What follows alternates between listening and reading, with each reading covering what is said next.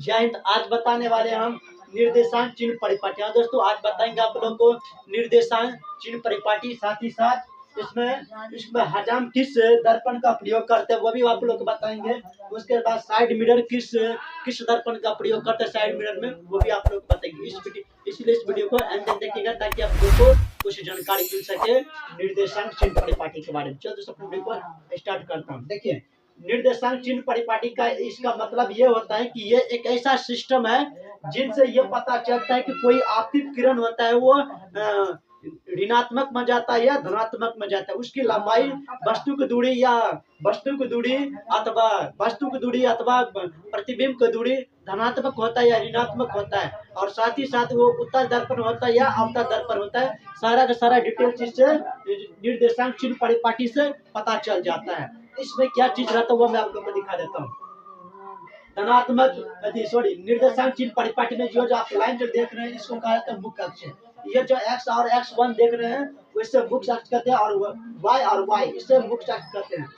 x और x1 मुख्य अक्ष हो जाता है और y और y1 मुख्य अक्ष हो जाता है। उसके बाद ये बिंदु जो दिखाते हैं मूल बिंदु कहते हैं, जिससे p से सूचित किया जाता है। समझ गए ना। उसके बाद में जिस प्रकार मैथमेटिक्स में होता है जो प्लस निशान और माइनस के निशान, तो इसलिए नंबर लिख दिया होता है कि कोई भी आवेशित का मतलब कोई चिन्ह उस पर कोई चिन्ह यानी कि आपतित होता है तो वो प्लस होता है या माइनस वो पता चल जाता है। तो ऊपर में यहाँ मूल बिंदु से ऊपर जो रहता है, मूल बिंदु से ऊपर की तरफ जो भी किरण आएगा वो धनात्मक में जाएगा। क्या जाएगा? ऊपर। मूल बिंदु से ऊपर की ओर जितना जाएगा उसकी दूरी धनात्मक होगा, और मूल बिंदु से दाईं तरफ जो भी वस्तु रहेगा उसका धनात्मक होगा। उसके बाद मूल बिंदु से पीछे की जो भी उसका दूरी होगा वो ऋणात्मक होगा, और मूल बिंदु से नीचे की ओर जो भी होगा उसका दूरी, वस्तु का दूरी या प्रतिबिंब का दूरी जिसका भी हो, जो भी आपतित किरण होता है उसका ऋणात्मक हो जाता है। समझ गए? इसी को कहा जाता है चिन्ह परिपाटी। अब हम देखते हैं कि हजाम किस दर्पण का प्रयोग करते हैं।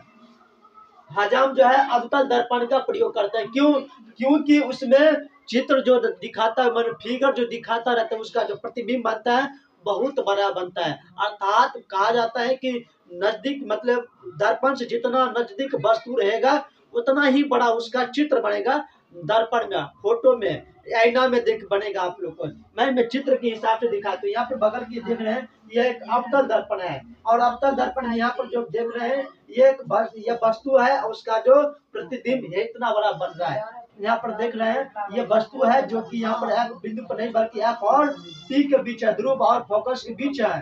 तो बीच है तो ई बिंदु से यहाँ निकलता है उसका प्रकाश। उसके बाद ये H दिशा में परिवर्तित हो जाते हैं। उसके बाद सेंटर यहाँ से एक पॉइंट खींचा जाता है जो कि इस पर यहाँ दोनों को मिलन ए बिंदु पर हो जाते हैं। तो यहाँ पर देख सकते हैं इसका वस्तु यहाँ पर है, उसका प्रतिबिंब यहाँ पर इससे बड़ा बन रहा है। इसका मतलब है कि प्रतिबिंब जो है ये काल्पनिक बनता है। काल्पनिक मतलब सीधा, और वस्तु से क्या होता है?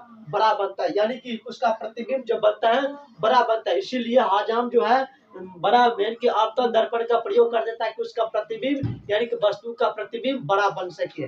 समझ गए ना। तो हजाम किस दर्पण का प्रयोग करते हैं? वो अवतल दर्पण का। चलिए दूसरा हम दिखाते हैं। उसके बाद हम लोग जो कोई व्यक्ति जो गाड़ी चलाता है और गाड़ी चलाते वक्त पीछे में जो आदमी जब गाड़ी से आता है तो उसका जो दर्पण होता है वो कौन सा रहता है? वो उत्तल दर्पण रहता है। क्यों? क्योंकि मैं आप लोग को चित्र में दिखाता हूँ। यहाँ पर देख सकते हैं ये उत्तल दर्पण है, और उत्तल दर्पण में यहाँ के वक्रता केंद्र, उसके बाद फोकस दूरी यहाँ पर, उसके बाद क्या है? ध्रुव। उसके बाद क्या है? यहाँ पर ध्रुव है, और ध्रुव के पश्चात यहाँ पर देख सकते हैं इसका यहाँ पर मिलन होता है, इस एस बिंदु पर होता है। और वस्तु इतना बड़ा है, कितना बड़ा वस्तु, इतना बड़ा है, लेकिन उसका क्या है? लेकिन उसका प्रतिबिंब क्या बनता है? छोटा बनता है। क्या बनता है? छोटा प्रतिबिंब बनता है। इसीलिए दर्पण में क्या, उत्तल दर्पण का साइड मिरर के रूप में ड्राइवर अपना उपयोग करते हैं। यहाँ पर देख सकते हैं वस्तु कितना बड़ा है लेकिन उसको दिखाई कितना देता है? छोटा सा दिखाई देता है। इसलिए साइड मिरर में जो है उत्तल दर्पण का प्रयोग करते हैं। अब देखिए यहाँ पर बताया जाता है उत्तल में वस्तु की दूरी को यू से सूचित किया जाता है। यहाँ पर देख सकते हैं वस्तु की दूरी को यू से सूचित किया जाता है, और साथ साथ प्रतिबिंब का दूरी होता है उसे भी से सूचित किया जाता है। उसके बाद फोकस दूरी को आप लोग जानते हैं कि उससे फोकल लेंथ होता है, इसलिए छोटा एफ से सूचित करते हैं।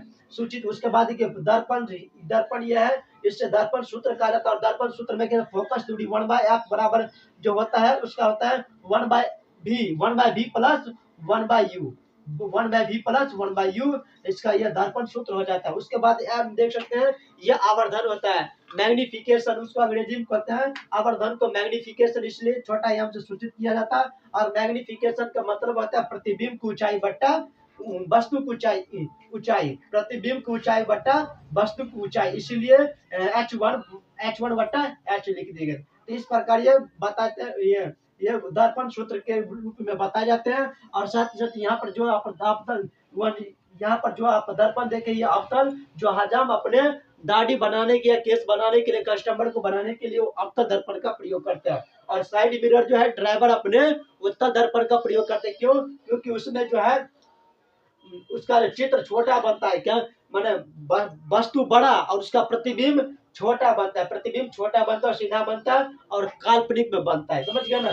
काल्पनिक मतलब जैसे सीधा बनता है उससे मतलब काल्पनिक बनता है। और वस्तु क्या है, प्रतिबिंब, प्रतिबिंब क्या होता है, वस्तु से छोटा बनता है, किसमें? उत्तल दर्पण में। तो इस प्रकार उम्मीद है कि आप लोग कुछ निर्देशांक, चिन्ह, परिपाटी और साथ ही साथ हजाम किस दर्पण का प्रयोग करते हैं, उसके बाद साइड मिरर में उत्तल दर्पण किस प्रकार काम करता है, और उसके बाद वस्तु की दूरी और दर्पण सूत्र के बारे में जान गए होंगे। तो फिर मिलते हैं अगले वीडियो में। तत्काल जय हिंद, जय भारत, वंदे मातरम।